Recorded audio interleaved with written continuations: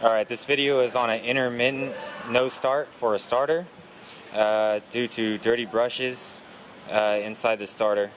So what we did is we hooked up the positive clip to the positive on the starter solenoid, which you can see here, and then we have our ground wire on a vise where we have the starter clamped in the vise lightly, not too hard, just to not crush the frame of the starter or the case.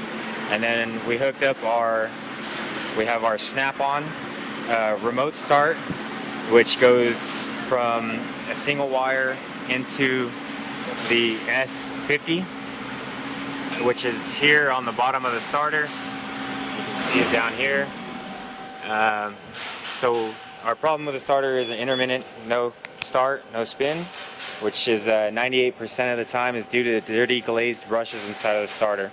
So what we're going to do now is go ahead and try and start the starter, and you'll notice that it takes a couple taps to get the glaze, get the starter spinning again due to the glaze inside of the starter. So here we go.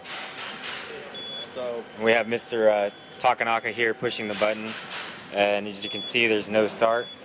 So when we take this starter and give it a good tap and then push the button again, you can see that the glaze on the starter starts spinning. And that, ladies and gentlemen, is an intermittent no start due to glaze on brushes inside of a starter.